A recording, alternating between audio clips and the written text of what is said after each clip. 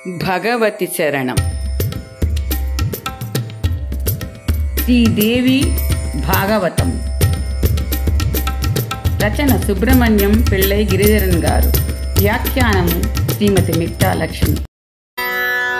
కళ్యాణ్యై ప్రణతావృత్తై సిద్ధ్యై కూర్మో నమో నమః.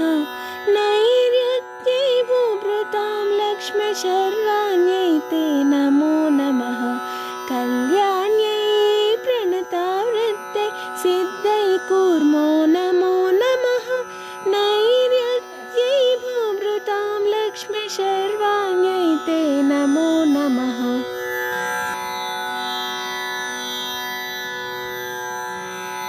ఓం శ్రీ మాత్రే నమః. నారదుడు విష్ణువుతో, స్వామి, గంగ సరస్వతీదేవి శాపమున భారతదేశమునకు ఎట్లు వచ్చి చేరింది అనగా, నారాయణుడు, నారద, సగరుడు సూర్యవంశపు సామ్రాట్టు. అతనికి వైదర్భి, శైబ్య ఇద్దరు రాణులుండేవారు. శైబ్య వలన అసమంజసుడు వైదర్భికి శంకర వర ప్రభావమున 100 సంవత్సరముల తరువాత గర్భము నుండి ఒక మాంసపిండము ఉదయించెను. శివుడు ఆ మాంసపిండమును 6000 భాగములుగా విభజించెను. పుత్ర రూపములలో ఆ భాగాలు పరిణితి చెందాయి. ఆ పుత్రులను కపిలముని తన శాపముచే దహించి భస్మము చేసి వేశారు. సగర మహారాజు ఇదెంతయు విని అడవులకు వెళ్లిపోయాడు. అసమంజసుడు గంగను తీసుకొని వస్తానని తపము చేసి కాలునికి ఆహారమైపోయాను. అసమంజసుని పుత్రుని పేరు అంశుమంతుడు. గంగ కోసం తపమాచరించి కాలునికి ఆహారమైపోయాను. అంశుమంతుని పుత్రుడు భగీరథుడు గంగను భూమిపైకి తెచ్చుటకు తపము చేశాడు. శ్రీహరి గోపసుందరి రూపమున దర్శనం ఇవ్వగా భగీరథుడు ప్రణమిల్లి తమ పూర్వజుల ఉద్ధరింపబడాలని కోరాడు. శ్రీహరి గంగతో, సురేశ్వరి, సరస్వతి శాపమును శిరసా వహించి భారతదేశంలో సగరపుత్రులను పవిత్రము చేయుము. గంగ స్పర్శ వలన మాత్రమే మానవులు పాపములు నశించును.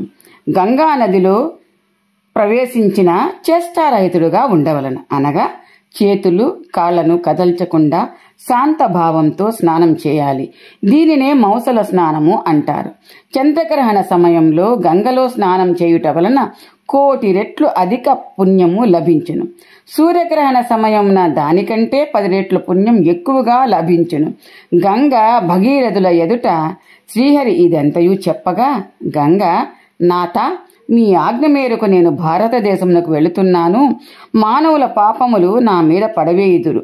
ఆ పాపములన్నీ నశించి నేను మీ ధామము ఎప్పుడు చేరుకుంటాను అని అడిగింది. గంగా, భారతదేశమున నీకు సముద్రుడు భర్త అవుతాడు. కలియుగములో 5,000 సంవత్సరములు భారతదేశంలో ఉండవలసి వచ్చును. నీవు లక్ష్మీ రూపము. సముద్రుడు నా స్వరూపుడే. అతనికి ప్రియురాలవై సంగమించెదవు. భగీరథుడు, ప్రజలు నిన్ను స్తుతించితే అశ్వమేధ యాగము చేసిన ఫలము లభించును. గంగా గంగా అని స్నానం చేసిన వారు పాపముల నుండి విముక్తులు అగుదురు. దేవి, జనులు మంత్రానుష్ఠానంతో స్నానం చేయుట వలన నీ పాపములు ప్రక్షాళమగును. సరస్వతి మొదలగు శ్రేష్టములైన నదులు నీకు సహకరించును. నీ ధూళి కణములు ఎన్ని కలవో అన్ని సంవత్సరములు పాపి పవిత్రుడై దేవలోకమున నివసించగలడు. దేవి, నీ నామము స్మరించుచు ప్రాణములు వదిలిపెట్టిన వారు అతని శరీరమునందలి ఒక్కొక్క ఎముక ఎన్ని దినములు నీ యందు ఉండునో అన్ని దినములు అతడు వైకుంఠమున నివసించును. ఎవరైనా అజ్ఞాని నీ జలములను స్పృశించి ప్రాణములను వదిలినచో అతడు నా కృప వలన సాలోక్య పదమునకు అధికారి కాగలడు.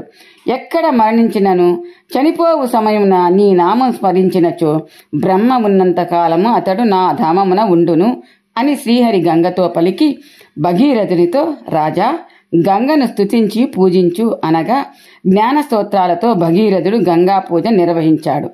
గణేశుడు, సూర్యుడు, అగ్ని, విష్ణువు, శివుడు, భగవతి, శివ అని పూజించితే విఘ్నేశ్వరుడు విఘ్నములు దూరం చేస్తాడు.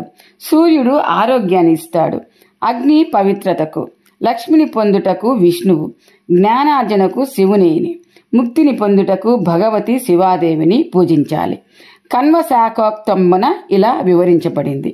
భగీరథుడు జనని విష్ణుపది నామముతో ప్రసిద్ధురాలైన తల్లి, విష్ణుపదం ప్రసాదించదువు, నిన్ను ఉపాసించదను. పురుషుడు భాగ్యవంతుడై అశ్వమేధ యాగ ఫలము నిన్ను ఉపాసించిన పురుషుడు భాగ్యవంతుడై అశ్వమేధ యాగ ఫలము లభించును.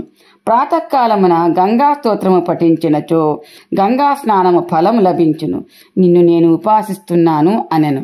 గంగ ప్రసన్నురాలై సగరపుత్రులను స్పృశించగానే ఆ రాజకుమారులు వైకుంఠమునకు వెళ్లిపోయినారు. అప్పుడు భాగీరథి అని గంగకు పేరు వచ్చెను. ఈ కథ మోక్షమునకు చక్కటి సాధనము. శ్రీకృష్ణు రాధల నుండి గంగ ప్రకటితమై శంకరుని సన్నిధిలో విరాజమానమై ఉంటుంది. కార్తీక పౌర్ణమి రోజు రాధా మహోత్సవం జరుగును. గోపికలు గంగకు నమస్కరించెదరు. సత్యయుగమునందు పాలతో సమానంగా చంద్రుని వలె, ద్వాపరమునందు చందనం వలె, కలియుగమునందు జలముతో సమానంగా తలచి స్తుతించాలి. ఒకనాడు బ్రహ్మ, దేవతలు, మునిగణములు శ్రీకృష్ణుని రాధను పూజించారు. బ్రహ్మ రత్నహారమును, శివుడు ఉత్తమమైన మణిని, శ్రీకృష్ణుడు కౌస్తుభమణిని ఇచ్చారు. బ్రహ్మచే ప్రేరితుడై శంకరుడు శ్రీకృష్ణులకు సంబంధించిన పద్యాలను గానం చేయసాగాడు.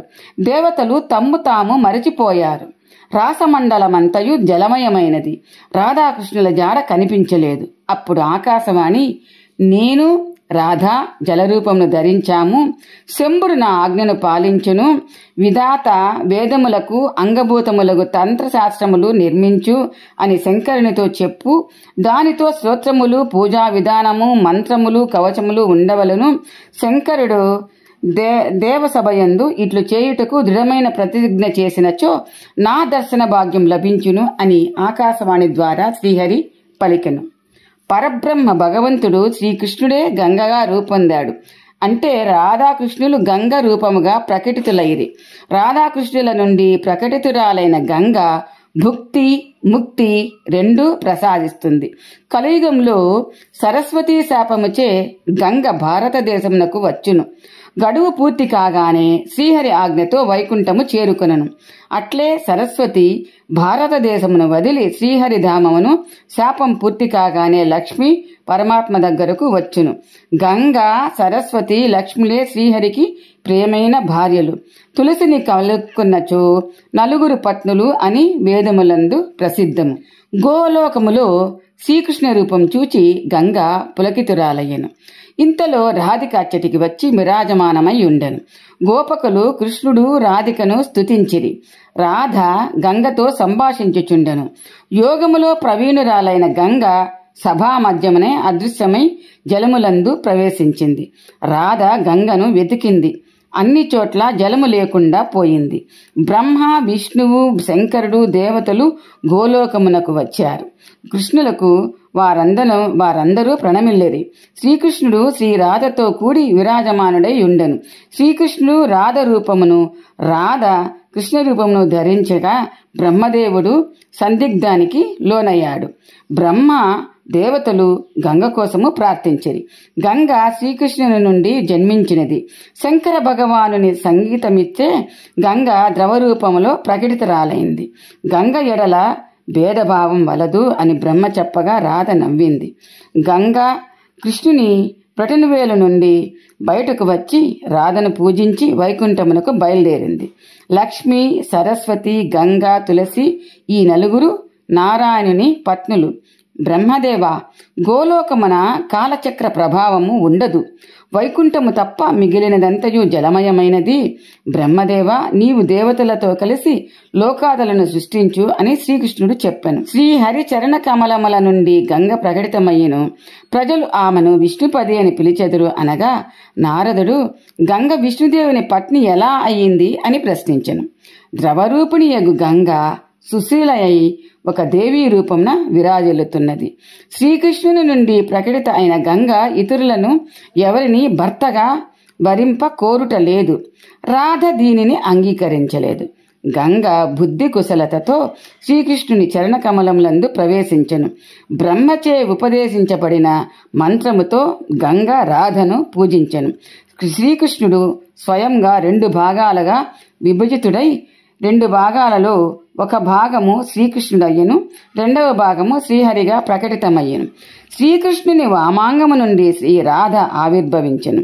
శ్రీరాధ దక్షిణాంశంతో ఆ దేవి స్వయం సిద్ధగా అయ్యెను. వామాంగము నుండి లక్ష్మీ ప్రకటితమయ్యను. గంగ మిమ్ములను వరింపు కోరుచున్నది అని శ్రీహరి వదిలి వెళ్లిపోయెను. శ్రీహరి గంగను పాణిగ్రహణం చేయగా ప్రియమైన భర్త అయ్యెను. గంగ పృథ్వీకి వచ్చి ఆ తర్వాత వైకుంఠమునకు తిరిగి వచ్చెను. గంగ విష్ణుపది నామంతో ప్రసిద్ధి చెందినది. తరువాత తులసికి కూడా ప్రియపత్ని అగు సౌభాగ్యము ప్రాప్తించినది. ప్లీజ్ లైక్ చేయండి, సబ్స్క్రైబ్ చేయండి, షేర్ చేయండి.